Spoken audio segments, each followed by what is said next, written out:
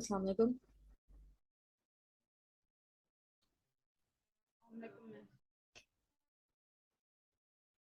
Hello. वालेकुम अस्सलाम। अच्छा बेटा, क्लास जो है ना 7:15 तक ही स्टार्ट हुआ करेगी क्योंकि नमाज का टाइम होता है ना, तो टाइम लग जाता है।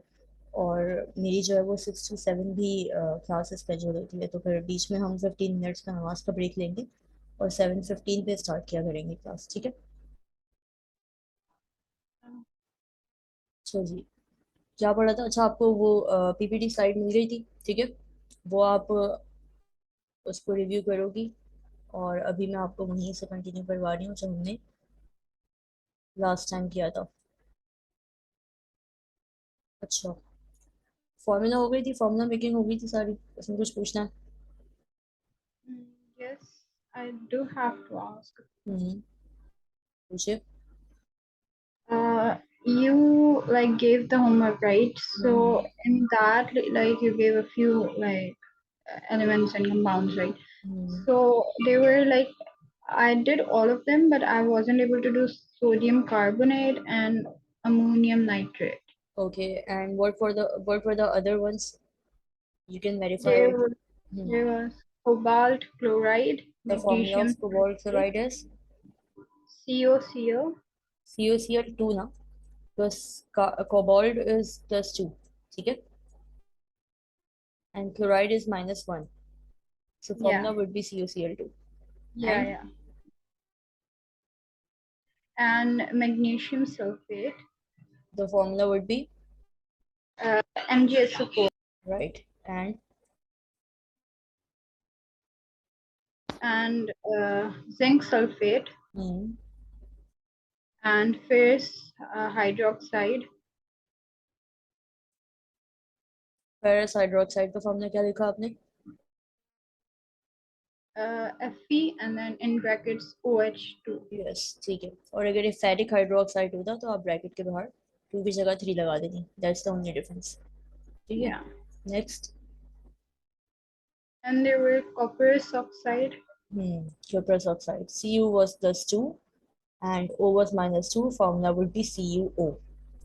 Yeah, But if it is cupric oxide, then Cu2O3, right? yeah, ठीक, next. and then there were ammonium nitrate and then sodium carbonate. Okay, ammonium nitrate you couldn't solve, right? Yeah, Okay, what was the formula of ammonium? NH4. NH4. What was the valency? It was, I think, wait, You can even calculate the valency right now if you don't remember that.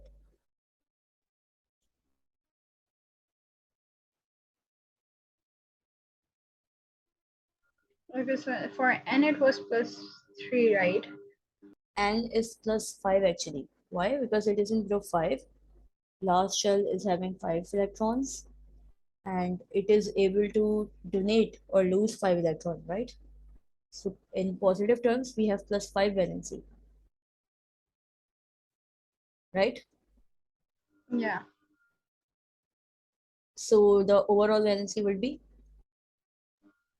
it would be, I think, 4.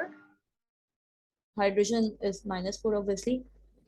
So Yeah, ammonium so की valency क्या हुई पूरी? 1. 1. And what was that? Ammonium nitrate, right? So nitrate is NO4, NO3 actually. but nitrate Yeah. Nitrogen 8. dioxide is NO2 and No, nitrate is you NO3. said कि जिसमें 8 आएगा उसके अंदर आप फिर वो 4 लगा दो. जिसमें 8 आएगा उसका मतलब है सॉल्ट, ठीक है? और 4 सिर्फ फॉस्फेट में आ रहा है, PO4 जो है वो फॉस्फेट का फॉर्मूला है। अच्छा, ये फॉर्मूले के अकॉर्डिंग जो मैंने आपको न्यू स्लाइड अभी शेयर की है ना, उसके अंदर सारे फॉर्मूलाज भी मेंशन है। तो even if you couldn't right the formula तो वो आपको वहाँ पे पूरा टेबल भी मिल जाएगा, उसका इशू नहीं है, ठीक है? वो आप याद कर लो, जो आपको मैंने स्लाइड शेयर कर दी उसके अंदर है। सिर्फ फॉस्फेट जो है उसमें PO4 आ रहा है, otherwise nitrate is NO3, carbonate is CO3, sulphate is also SO4, ठीक है? तो ये याद हो जाएगा प्रैक्टिस करते करते, कोई ऐसी प्रॉब्लम नहीं है। ठीक है भाई, अब बताइए मुझे नाइट्रेट की valency. So it is hmm,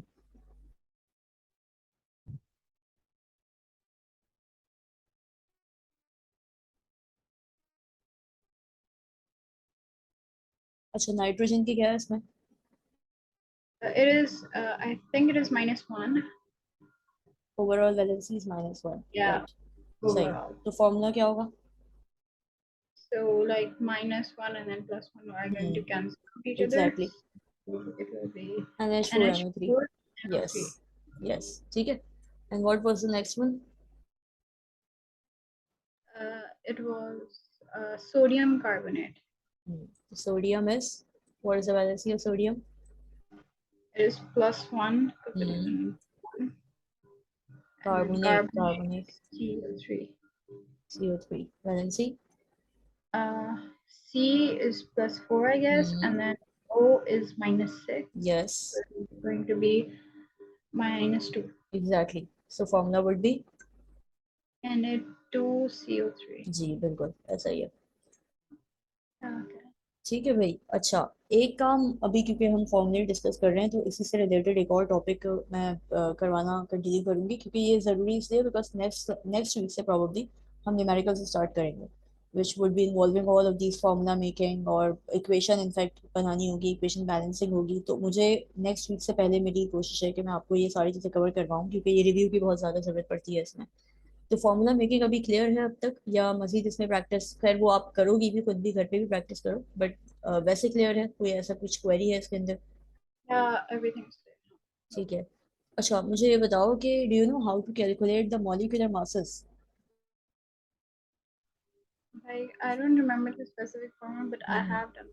Oh, there is no formula, there is no formula. Let's say we have sodium carbonate, right? So the atomic mass of sodium is 23. That would be written in the periodic table and that would be given to you. So 23 multiplied by 2, because obviously एक sodium अगर 23 है तो दो कितने होंगे? 46, right? Then we have carbon, carbon is 12। Yeah, I have done this we have before. Done this Yeah. Before, ठीक है। And oxygen, each oxygen is 16, so 3 होगा, 16 is 48, right? So the overall calculate कर लेंगे आप, कितना हुआ भाई? 16 106। तो that's how you are going to calculate molecular masses. तो जितनी भी मैंने अभी तक एग्जांपल दी हैं आपको फॉर्मूला मेकिंग की, उसमें आप मॉलिक्यूलर मासेस कैलकुलेट करने की प्रैक्टिस करोगी। ये ज़रूरी बैकअप इसलिए है because we have the numericals which we are going to start from the next week, तो उसमें ये सब कुछ आना चाहिए। ठीक है, तो ये 106 आ गया। अच्छा, what would be the unit? AMU, atomic AMU, mass. that's correct. What if I write, instead of AMU, if I write gram, what does that mean? Like you aren't calculating, then it is formula unit. It is different. This is a formula unit, right? Atomic mass unit जिसको हम कहते हैं, that's correct. But if I replace this one from gram, what does that mean? Then you are not calculating molecular mass. You're It would be, calculating. it would be molar mass, ठीक है? That's the only difference between molecular mass and molar mass. When we talk about molar mass, technique would be same, method would be same, that's how you're going to calculate the molar mass as well, but the unit, the only difference is in the unit. If you're talking about molecular masses, the unit we have to use is AMU, atomic mass unit, और अगर हम molar mass calculate कर रहे हैं तो उसी तरह calculate करेंगे, but the unit would now be gram, ठीक है? So do you have any concept about moles? Yeah, Okay. I do have. So like Avogadro number, Yes. the according to the Avogadro number 6.02 extended to power 23. Like this is the amount of moles element have. Okay, ठीक है। Before going on to the next topic that is Avogadro's number, मैं पहले जो हम कर रहे थे उसको कवर करवाऊँ, ठीक है? वो कवर करने के बाद हमारे पास न्यूमेरिकल्स शुरू होंगे, तो फिर ऑब्वियसली हम ये चीज़ें करेंगे। तो लेट्स जस्ट डू द, अच्छा वो रिव्यू कर लिया था आपने? एटॉमिक रेडाई आपके जहन में है? एटॉमिक रेडाई किस तरीके से across the period, I across haven't the, like reviewed it, but like yeah, I have the concept. Okay, wait a second. Let me just share you the slide.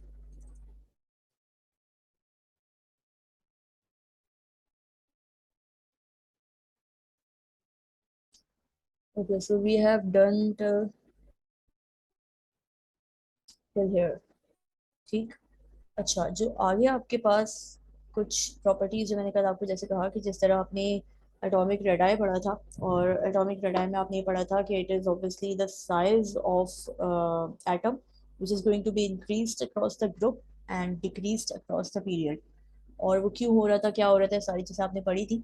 तो वो एक प्रॉपर्टी थी, उसको ही continue करने जा रहे हैं हम फ्रॉम द नेक्स्ट प्रॉपर्टी के। अब हम आयोनाइजेशन एनर्जी देखेंगे कि भाई ये है क्या, and obviously what is happening across the period and across the group, क्योंकि दीज आर बेसिकली ट्रेंड्स। तो ये सारे ट्रेंड आप पढ़ रहे होते हो कि अक्रॉस द पीरियड ट्रेंड क्या बन रहा है, इज इट डिक्रीजिंग और इंक्रीजिंग, या अक्रॉस द ग्रुप क्या है। ठीक है, तो first we have to know what is actually ionization energy. देखो, कल हमने पढ़ा था फ्री रेडिकल। ठीक है, और फ्री रेडिकल में मैंने आपको बताया था कि if you talk about radicals, that means they are having unpaired electron. ये हमने लास्ट टॉपिक पढ़ा था। तो लास्ट टॉपिक के अकॉर्डिंग फ्री रेडिकल से ही कुछ मिलती जुलती चीज़ है ये। आयनाइजेशन एनर्जी से मुझे समझ आ रहा है बात हो रही है आयंस की। ठीक है, आयंस की बात हो रही है, दैट मीन्स इधर it could be positive ion और it could be negative ion, right. So if I am talking about let's say calcium, right, calcium का एटम भी हो सकता है, कैल्शियम का आयन भी हो सकता है। तो अगर मैं बात करती हूँ कैल्शियम के एटम की, तो that means it is containing no charge, right, सिर्फ वो कैल्शियम है, सी ए है। वैलेंसी क्या होगी अगर हम सिर्फ सी ए की बात कर रहे हैं तो, सिर्फ कैल्शियम की बात कर रहे हैं तो।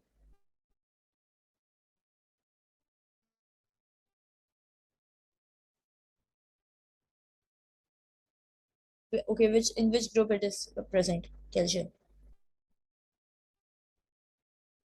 It is in group 2, so it will be having like -2 charge. Okay, but the point is, if it is having +2 valency, that means it has lost 2 electrons, right? तो वो तब Yeah. होगा जब हम बॉन्ड बना रहे होंगे कैल्शियम का किसी डिफरेंट एलिमेंट के साथ। ठीक है, तो वो आयन हो गया, दैट्स करेक्ट। लेकिन अगर मैं सिर्फ कैल्शियम के एटम की बात करती हूँ, यानी सिर्फ सी ए की बात करती हूँ, तो it is in free state right now. ठीक है, free state का मतलब it is not bonded to any other element, obviously it is not bonded to the similar atom, neither the different atom, कोई भी किसी भी different atom से या similar atom से bonded नहीं है कैल्शियम। तो अगर हम कैल्शियम की बात कर रहे हैं, सिर्फ कैल्शियम की, तो the valency would be zero because in free state all the elements are having zero valency। वो अलग बात है कि फिर मैं कैल्शियम का बॉन्ड बनाने जा रही हूँ किसी डिफरेंट एलिमेंट के साथ, लेट्स से chlorine के साथ, then calcium would be +2 because it has gained sorry, it has lost 2 electrons and made the bond with chlorine। ठीक है, bonded with chlorine।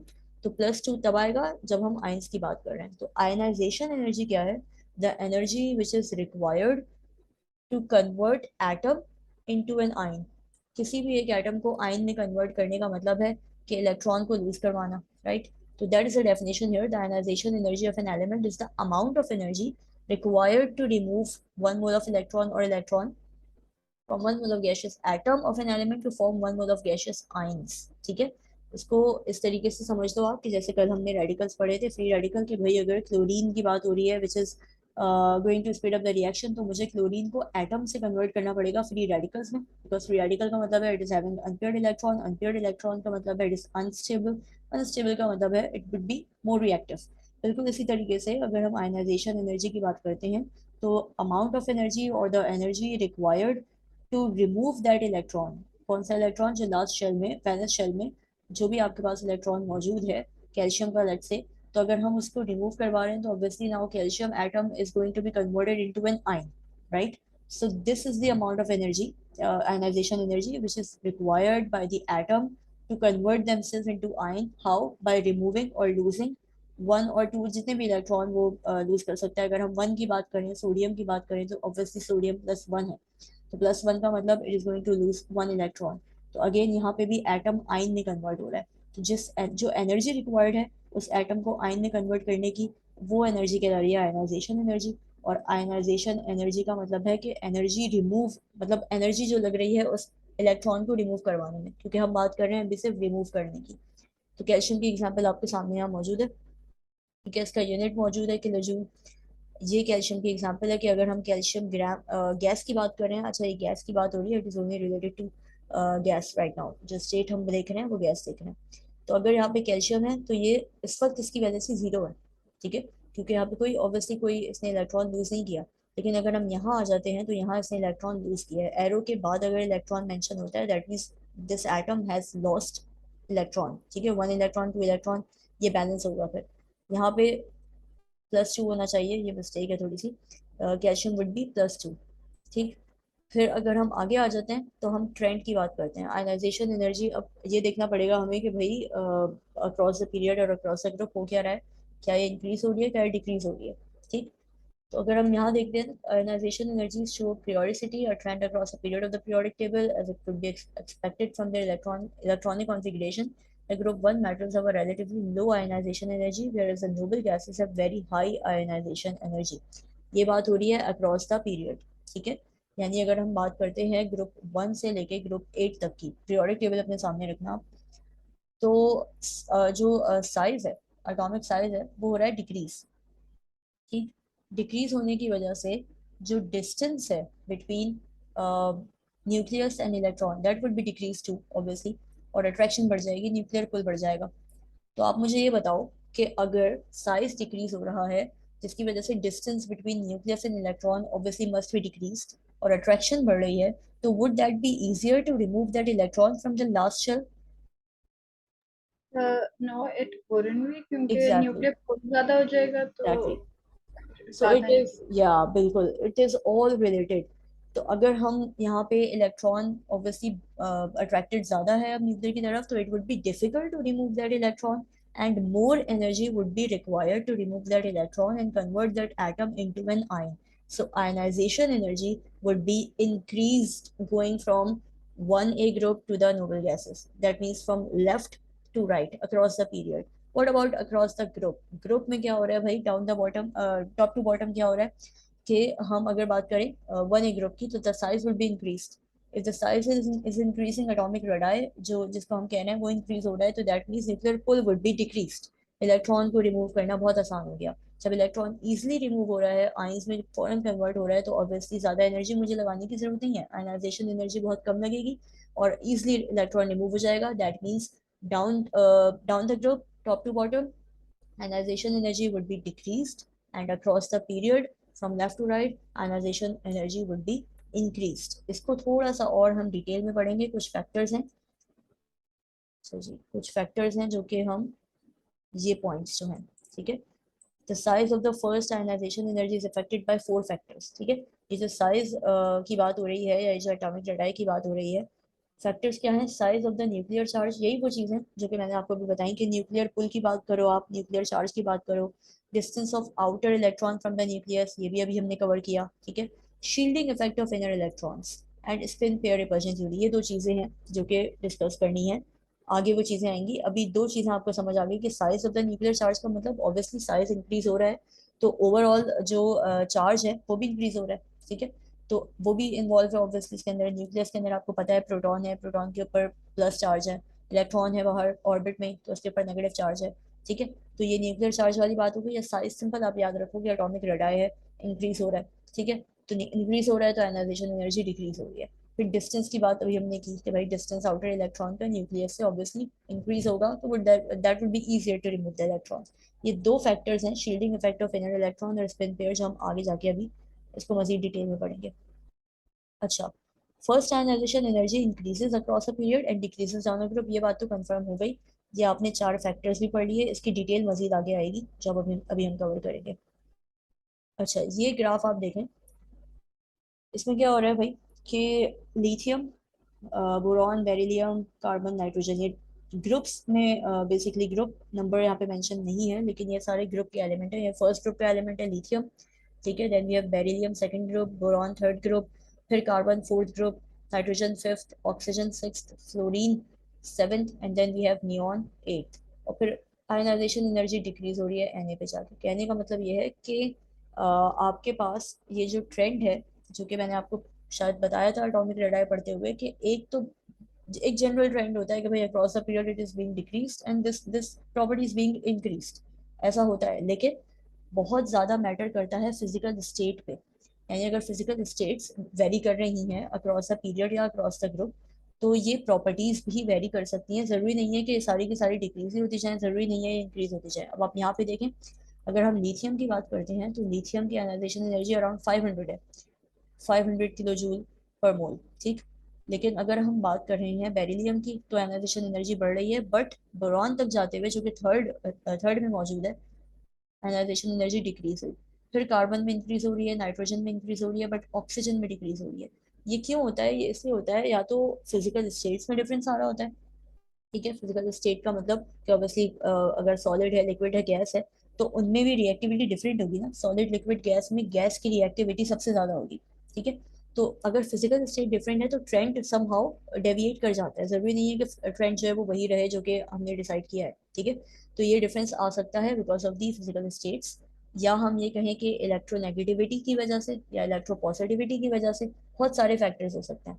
तो अगर हम इसको देखें, ionization energy across a period, जो कि जिसका ग्राफ यहाँ मौजूद है, across the period the nuclear charge increases, ठीक है। न्यूक्लियर चार्ज कैसे इंक्रीज हो रहा है? क्योंकि अक्रॉस द पीरियड जो एटॉमिक साइज है वो डिक्रीज हो रहा है।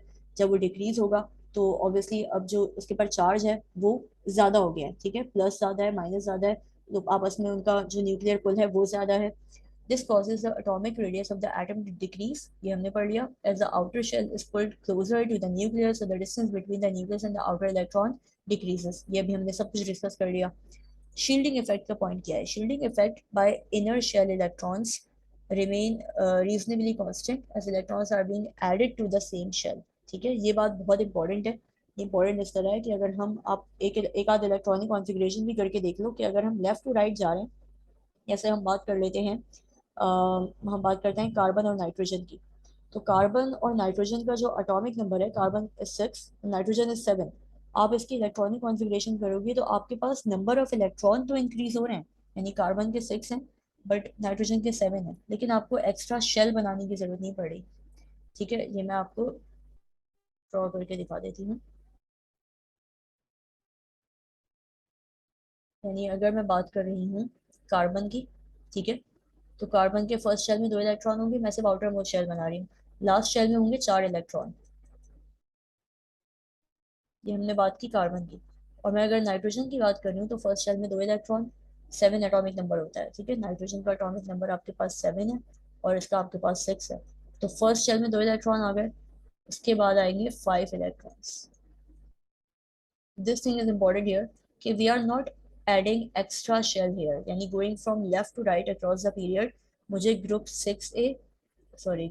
4 ए एंड ग्रुप 5 ए, 4 से 5 जाते हुए अक्रॉस द पीरियड, मुझे शेल मैंने ऐड नहीं किया, मुझे शेल ऐड करने की जरूरत नहीं पड़ी, सिर्फ नंबर ऑफ इलेक्ट्रॉन ज्यादा हुए हैं। यहाँ 4 थे और यहाँ लास्ट शेल में इस वक्त 5 हैं। That is the reason why nuclear charge, या ये कह लूँ कि आप न्यूक्लियर पुल इंक्रीज हो रहा है, क्योंकि नंबर ऑफ इलेक्ट्रॉन बढ़ रहे हैं। ऑब्वियसली नंबर ऑफ इलेक्ट्रॉन बढ़ेंगे तो न्यूक्लियस के अंदर मौजूद प्रोटॉन भी बढ़ेगा, क्योंकि हमने पढ़ा था कि इलेक्ट्रॉन और प्रोटॉन इक्वल होते हैं किसी भी एटम के अंदर। तो लेफ्ट टू राइट जाते हुए क्या इंक्रीज हो रहा है? सिर्फ नंबर ऑफ इलेक्ट्रॉन इंक्रीज हो रहे हैं, शेल इंक्रीज नहीं हो रहा, ठीक है। ये बात हमेशा याद रखनी है हमें। जी, तो एक पॉइंट ये हो गया। फिर क्योंकि शील्डिंग इफेक्ट किसको कहते हैं? शील्डिंग इफेक्ट का मतलब है कि आपके पास नंबर ऑफ शेल ज्यादा हो जाए, ठीक है, और आपको जो है वो नंबर ऑफ शेल ज्यादा होने की वजह से आप ऑब्वियसली डिस्टेंस बढ़ जाए, लेकिन यहाँ पे ऐसा कुछ नहीं हो रहा, ठीक है। जितना शेल साइज बढ़ रहा है, यानी अक्रॉस द ग्रुप अगर हम बात करें तो ग्रुप में ऐसा हो रहा है कि हम जब टॉप टू बॉटम जाते हैं तो नंबर ऑफ शेल भी इंक्रीज हो रहे होते हैं, ठीक है। और वहाँ पे शील्डिंग इफेक्ट बढ़ रहा होता है। शील्डिंग इफेक्ट बढ़ने का मतलब है कि रिएक्टिविटी स्लो हो जाएगी। क्यों? क्योंकि जब शील्डिंग इफेक्ट बढ़ेगा यानी नंबर ऑफ शेल्स बढ़ेंगे, तो अगेन वही न्यूक्लियर पोल वाली बात है कि इजीली जो है वो रिमूव हो सकता है या नहीं हो सकता, वो इतनी डेप्थ में हम नहीं जा रहे, लेकिन बस इतना आप याद रखो कि जब हम बात कर रहे हैं शील्डिंग इफेक्ट की, तो यहाँ पर रीजनेबल यानी कांस्टेंट है एक तरीके से, और कांस्टेंट इस वजह से है क्योंकि शेल हम नहीं बढ़ा रहे ना, शेल बढ़ाने की जरूरत नहीं पड़ी हमें, सिर्फ नंबर ऑफ इलेक्ट्रॉन बढ़ रहे हैं। लेकिन हो क्या रहा है वैसे? उससे हो रहा है ये कि it becomes harder to remove an electron as you move across a period, more energy is needed, so the ionization energy increases. क्या अक्रॉस द पीरियड पॉइंट समझ आ गया? Yes. कोई क्वेश्चन यहाँ तक? No. ठीक है, अच्छा, अब थोड़ा सा हम इलेक्ट्रॉनिक कॉन्फ़िगरेशन की पर्सपेक्टिव से भी बात करेंगे, ठीक है। कुछ स्लाइड्स इसमें ऐसी होंगी जो कि हम स्किप करके चलेंगे, क्योंकि वो काफ़ी चीज़ें रिपीटेड भी होती हैं, तो आप उसको कवर, क्योंकि आपके पास स्लाइड्स हैं, आप उसको कवर खुद करोगी, ठीक है। लेकिन ये कुछ चीज़ें हैं जो कि इतनी कवर मैं नहीं करवाऊंगी, मैं आगे बढ़ूंगी, मैं डायरेक्ट यहाँ पे आऊंगी, ठीक है। Ionisation energy down a group exactly opposite होगा। अब आप डाउन द ग्रुप बात कर रहे हो, तो ऑब्वियसली आपके पास नंबर ऑफ शेल साइज जो कहलाएंगे, या एटॉमिक रेडाई कहें आप, या कुछ भी कहें, वो इंक्रीज हो रहा है। इसके इंक्रीज होने की वजह से न्यूक्लियर पुल हो रहा है decrease, and now it would B easier to remove those electrons, and obviously the reactivity would also be increased। और आसानी से अगर इलेक्ट्रॉन रिमूव हो रहे हैं, that means you don't need to provide extra energy to remove those electrons, so the ionization energy would be decreasing down the group, right. ये इसकी summary हो गई, ठीक है, पूरी समरी हो गई इसी टॉपिक की। तो आयनाइजेशन एनर्जी और एटॉमिक रेडाई दो हमने कवर कर लिया across the period and across the group. अब हम बात कर लेते हैं, और this is the same thing, ठीक है, मजीद डिटेलिंग है इस पूरे टॉपिक की, डिटेल है, हम पढ़ेंगे ये successive ionisation energies of an element. Successive energy क्या होती है? तो successive ionization energies of an element increase. This is because once you have removed the outer electron from an atom, you have formed a positive ion. It's almost the same. ठीक है? Successive ionization energy, that means the exact और optimum. Optimum कहते हैं जो exact, आपको जैसे optimum temperature भी आपने पढ़ा होगा कि exact temperature जो required होता है to maybe to convert from solid to liquid state और लिक्विड टू गैसियस स्टेट। किसी बॉइलिंग पॉइंट की हम बात कर रहे हैं, किसी हम मेल्टिंग पॉइंट की बात कर रहे हैं, तो हम टर्म यूज कर रहे होते हैं ऑप्टिमम। ऑप्टिमम का मतलब एक्यूरेट, ठीक है। तो successive ionisation energies are just like exact amount of energies or exact kilojoule energies which are required to remove that electron, ठीक। तो वो उसकी अगर हम बात करें, तो this is because once you have removed the outer electron from an atom, you have formed a positive ion। ये सारी वही बातें हैं रिपीटेड, इसमें कुछ भी नया नहीं है। एग्जाम्पल यहाँ पे जो दी हुई है इसको देख लेते हैं। इलेक्ट्रॉनिक कॉन्फ़िगरेशन हुई भी है किसकी? कैल्शियम की, ठीक है। ये हमने ऑब्वियसली कवर कर ली है 1s2 2s2 2p6 वाली, ठीक है। तो आप ये देखो कि अगर हम बात कर रहे हैं एनर्जीज की, एनाइजेशन एनर्जी की, इट वुड बी 590 देन 1150, बढ़ती चली जा रही है, ठीक है। कब बढ़ रही है? Across the period, across the group it would B decreasing, ठीक। तो ये बात हो रही है सक्सेसिव आयनाइजेशन एनर्जीज की, यानी इलेक्ट्रॉन को अगर आप रिमूव करवा रहे हो, ऑब्वियसली आप लास्ट शेल से रिमूव करवाओगे, यानी 4s से, ठीक। और 4s से रिमूव करवाने के बाद अब आपके पास आयन बन गया एक। तो ऑब्वियसली ये वाला शेल 4s आपने, इसमें एक ही इलेक्ट्रॉन था, आपने रिमूव करवा दिया, ठीक है। जब ये रिमूव हो गया तो कॉन्फ़िगरेशन कुछ ऐसी हो गई, ठीक है, 3p6। फिर मजीद आपने एक इलेक्ट्रॉन रिमूव करवाना है, तो कॉन्फ़िगरेशन ऐसी हो गई 3p5। लेकिन आयनाइजेशन एनर्जी यहाँ पे इंक्रीज हो रही है। क्या मतलब है इसका? इसका मतलब ये है कि आपको ज़्यादा एनर्जी लगानी पड़ रही है when you are going from the last shell to the above excited shell, ठीक है। इसको मैं थोड़ा सा ड्रॉ करके आपको समझाऊंगी ताकि बेहतर आइडिया हो।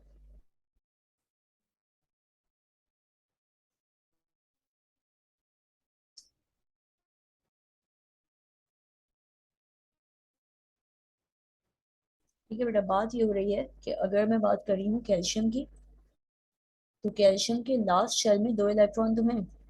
तो आपने पहले ये दो इलेक्ट्रॉन बनाए, लेकिन इससे पहले भी तो काफ़ी सारे शेल्स हैं, ठीक है, क्योंकि हमने बताया कि 1s2 2s2 2p6 करके अगर हम देखें तो 20 एटॉमिक नंबर है कैल्शियम का, ठीक है। फर्स्ट शेल में इसके दो इलेक्ट्रॉन है, फिर 8 इलेक्ट्रॉन है, फिर again we are having 8 electron, और लास्ट शेल में इसके दो इलेक्ट्रॉन है। तो अगर मैं एनर्जी यहाँ पे लगा रही हूँ, कौन सी एनर्जी? Ionisation energy. ये इंपॉर्टेंट है पॉइंट, इसको ध्यान में रखो। आयनाइजेशन एनर्जी अगर मैं लगा रही हूँ यहाँ पर, और इन इलेक्ट्रॉन्स को मुझे रिमूव करवाना है, तो it would be easier to remove those electrons because the distance is higher, distance is larger between electrons and nucleus, right? तो अगर ये रिमूव हो जाते हैं कम एनर्जी में, फॉर एग्जांपल 590 जो हमने अभी पीछे पढ़ा, ठीक है, 590 जो है किलो जूल एनर्जी मुझे चाहिए सिर्फ इन इलेक्ट्रॉन को रिमूव करवाने के लिए, ये रिमूव हो गए, ठीक है, ये शेल खत्म हो गया पूरा। अब आ जाए इसके ऊपर, तो आप देख सकते हैं कि साइज डिक्रीज हो रहा है, ऑब्वियसली क्योंकि शेल हट चुके हैं। अब क्योंकि साइज डिक्रीज हो रहा है, तो ये इलेक्ट्रॉन्स, इनका डिस्टेंस कम हो गया, न्यूक्लियर पुल ज़्यादा हो गया, तो यहाँ पे एनर्जी ज़्यादा चाहिए होगी अब टू रिमूव फर्दर इलेक्ट्रॉन्स। यानी आउटर मोस्ट शेल को रिमूव करवाने में तो कम एनर्जी चाहिए थी 590, लेकिन अगर ये रिमूव हो चुका है और अब आपको नेक्स्ट इलेक्ट्रॉन्स पे जाना है, तो इनका साइज क्योंकि डिक्रीज हो रहा है और न्यूक्लियर पुल इंक्रीज हो रहा है और ऑब्वियसली डिस्टेंस डिक्रीज हो रहा है, तो इन इलेक्ट्रॉन्स को रिमूव करवाना मुश्किल होगा, आयनाइजेशन एनर्जी बढ़ गई। उसी तरीके से आपने जब ये पूरा शेल खत्म कर लिया, ठीक है, ये सारे शेल रिमूव हो गया क्योंकि सारे इलेक्ट्रॉन इसके रिमूव हो गए, तो आप इस शेल पे आओगी। इस शेल के अंदर जो इलेक्ट्रॉन्स हैं उनको रिमूव करवाना मजीद मुश्किल होगा because the nuclear pull has मजीद इंक्रीज हो चुका है, ठीक है, और ऑब्वियसली यहाँ पे जो डिस्टेंस है वो डिक्रीज हो चुका है, आयनाइजेशन एनर्जी बढ़ जाएगी, ठीक है। ये बात आई है समझ? Yeah. ठीक है, तो ये आपके पास आयनाइजेशन एनर्जी का पूरा चार्ट आ गया। ये आपको मेमोराइज नहीं करनी होती but you should remember the trend. आगे आ जाते हैं। ये पूरी वही, ये जो मैंने अभी आपको बताया ये इसी की थ्योरी है। ये आयनाइजेशन एनर्जी पूरी एक्सप्लेन हुई भी है। हम आ जाते हैं इसके ऊपर। एटॉमिक रेडाई पहले कवर कर चुके हैं तो इसमें इतना कुछ है नहीं कवर करने के लिए। The larger the radius the greater the distance between the nucleus and outer shell. Reason आप ये नोट करो चीज के, रीजन हमेशा सेम जा रहा है, वही रीजन है कि भाई distance between nucleus and outermost shell has been increased और हैज बीन डिक्रीज्ड रिस्पेक्टिवली, जिसकी वजह से इजी है इलेक्ट्रॉन को रिमूव करवाना। तो आयनाइजेशन एनर्जी इंक्रीज हो रही है डिक्रीज हो रही है, सारे रीजन सेम है। अगर आपको एक ट्रेंड समझ आ जाता है तो आगे आप रीजनिंग बड़ी इजीली खुद कर सकती हो। Increasing distance weakens the strength of the attractive forces. Larger atom ion also result in greater shielding due to the presence of more electron। ये पूरी वही कहानी है, इसको आप लाजमी रिव्यू करोगी, ठीक है। कहाँ तक? ये पूरा डिफरेंट एलिमेंट्स के हिसाब से मैंने डिटेलिंग इसलिए रखी है यहाँ पे ताकि ये चीज़ें स्किप ना हो। मैं पढ़ाते हुए तो ऑब्वियसली आपको मिनिमाइज करके पढ़ाऊंगी लेकिन आप इसको कवर करोगी। यहाँ तक आपने, दैट मीन्स पेज नंबर आपके पास स्लाइड नंबर है 53, ठीक है, 53 तक आपको इसको कवर करना है। That would be a homework, ठीक है। ये ट्रेंड्स हैं, ट्रेंड्स अक्रॉस द पीरियड और अक्रॉस द ग्रुप क्या होते हैं। मैं आ रही हूँ इस टॉपिक पे, ठीक है।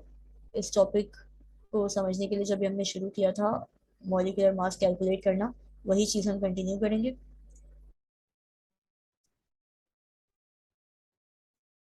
ठीक है।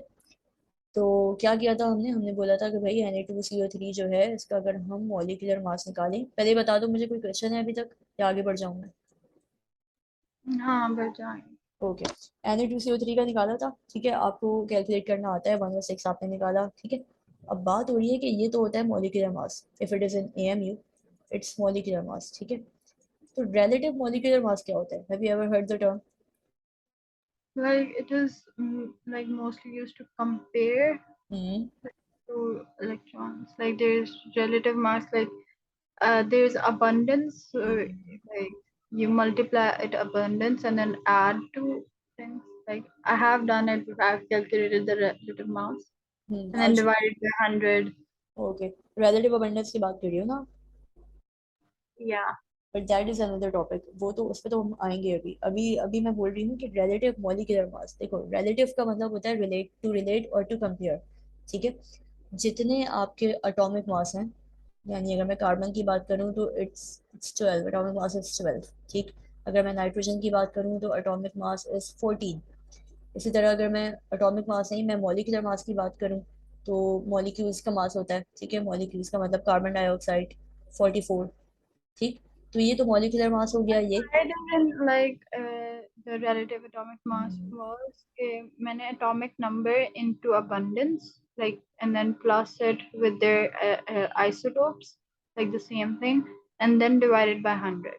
ये आप बिल्कुल सही कह रही हो लेकिन हम यहाँ पे अभी उस पर आए नहीं है। मैं आपको सिर्फ इतना सा बता रही हूँ, वो बिल्कुल सही कहा आपने, that's how you are going to calculate the relative abundance. लेकिन अभी मैं बोल रही हूँ कि सिर्फ हम बात कर रहे हैं रिलेटिव एटॉमिक, रिलेटिव मॉलिक्यूलर और रिलेटिव फॉर्मूला मास की, ठीक है। उसमें सिर्फ आप ये करते हो कि आप कंपेयर करते हो, रिलेट करते हो। और रिलेट का मतलब आपके पास कोई स्टैंडर्ड होता है जिससे आप रिलेट करते हो, यानी अगर मैं इस मॉलिक्यूलर मास को 44 इसको मैं रिलेट करूँ कार्बन से, कार्बन 12 एटॉमिक मास से, और सिर्फ कार्बन 12 से नहीं बल्कि इसके 1/12 पार्ट से, दैट्स द थ्योरी। ये पढ़ा है मैंने।